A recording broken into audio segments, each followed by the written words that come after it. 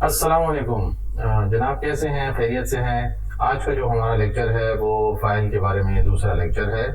पहले हम फ़ाइल में पढ़ चुके हैं कि एक फ़ाइल सिस्टम में जो फ़ाइल होती है उसका पाथ कैसे मालूम करते हैं, वह फ़ाइल मौजूद है कि नहीं मौजूद, वो पिछला लेक्चर है। अगर आपने नहीं देखा तो वो जाके देखें। और इस लेक्चर में हम जो पढ़ेंगे कि हम फाइल को एक सिस्टम में अगर TXT की फाइल मौजूद है, टेक्स्ट फाइल मौजूद है, उसको हम रीड कैसे कर सकते हैं और उसमें कुछ लिख कैसे सकते हैं, राइट कैसे कर सकते हैं।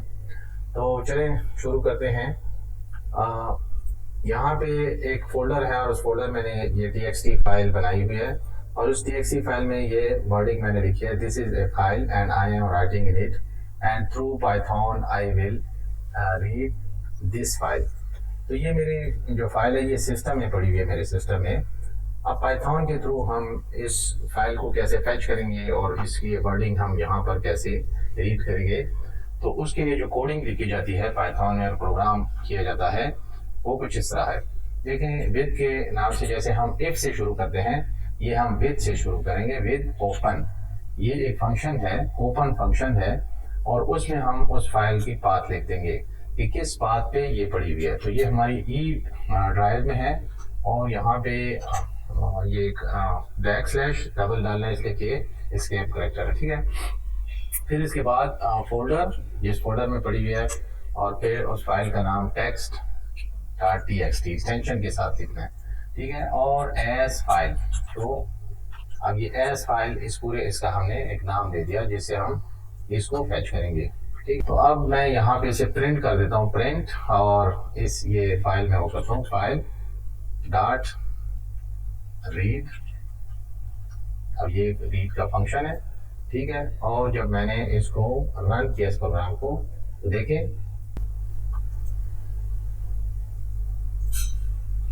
this is a file and I am writing in it and through Python I will read this file। अब ये हुआ किस तरह है, मैं एक दफ़ा फिर समझा देता हूँ। ये विद जो है, जैसे हम इफ का इस्तेमाल करते हैं, विद के ज़रिए हम ये ओपन का फंक्शन, इसको हम लिखते हैं ओपन, और ये एक फंक्शन है ओपन, ठीक है। और उस ओपन फंक्शन में हमने ये पाथ दी है उस टेक्स्ट फोल्डर की, ठीक है, टेक्स्ट फाइल की। और फिर उस फाइल को हमने एक नाम दिया है फाइल का, ये हमने जैसे वेरिएबल डिक्लेयर करते हैं ना। फिर उस फाइल को हमने यहाँ पे प्रिंट किया और प्रिंट करने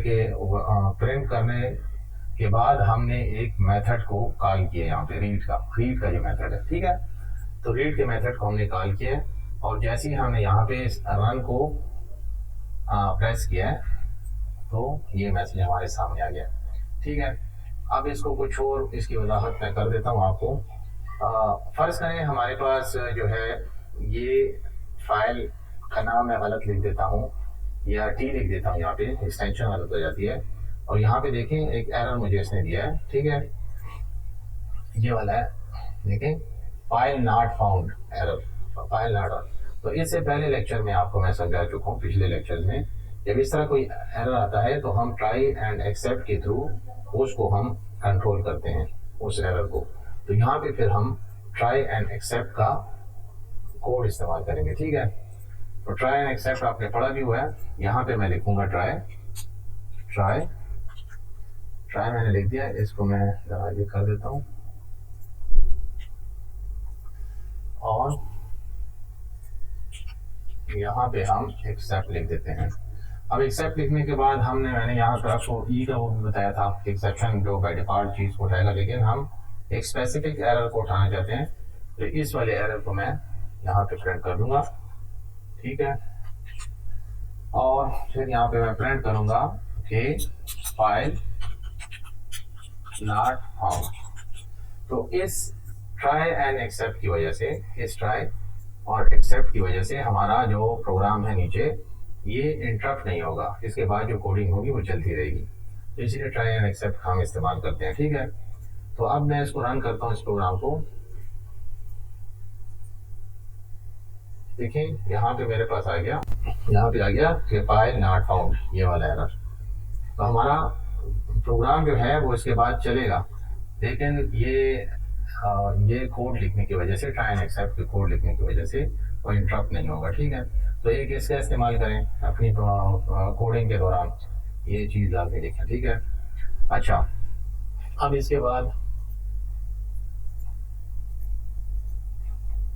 अब ये तो हो गया कि हम रीड कर सकते हैं एक फाइल को, जो सिस्टम में पड़ी हुई है टेक्स्ट की फाइल है, हम उसे रीड कर सकते हैं। क्या हम उसे राइट भी कर सकते हैं? एक फाइल है, इसके अंदर मैं क्या कुछ लिख सकता हूँ, ये इसके दरमियान इसके ऊपर मैं कुछ लिख सकता हूँ। चले देखते हैं कि मैं कुछ लिख सकता हूँ कि नहीं लिख सकता, ठीक है। तो वो भी आसान है, हम ऐसा करेंगे, वो भी विद के साथ होगा। विद लिखना है, फिर ओपन लिखना है, और फिर उस फाइल की पाथ लिखनी है, ठीक है। तो ये फोल्डर में है, और फोल्डर में फिर ये text.txt है। लेकिन यहाँ पे दो आर्गूमेंट इस्तेमाल होंगे, एक ये आर्गूमेंट है, दूसरा राइट के लिए w लिखना है।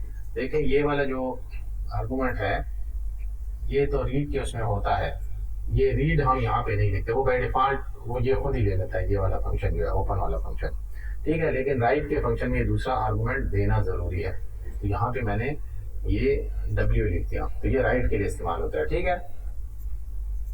एज फाइल, अब यहाँ पे ऐसा करेंगे कि मैं लिखूँ फाइल, अब मैंने कुछ लिखना है इसमें, फाइल डॉट राइट। अब राइट के लिए मुझे यहाँ पे कुछ तो चाहिए ना, यहाँ पे कुछ तो चाहिए, कोई वैल्यू चाहिए, तो वो वैल्यू क्या होनी चाहिए, वो देखें यहाँ पे एक हम वेरिएबल बना देते हैं, ये वो वेरिएबल है, इसमें मैं एक वैल्यू लिख देता हूँ, this text will overwrite the file, ठीक है। अब वहाँ पे जो मैंने जो कुछ लिखा हुआ है, ठीक है, वो ओवरराइट हो जाएगा इस फाइल में जो लिखा हुआ है, इस फाइल में जो लिखा हुआ है txt फाइल में, ये वाला ये ओवरराइट हो जाएगा। इसके बाद यहाँ पे इस वेरिएबल को दे देना है w, और फिर इसको मैंने रन किया।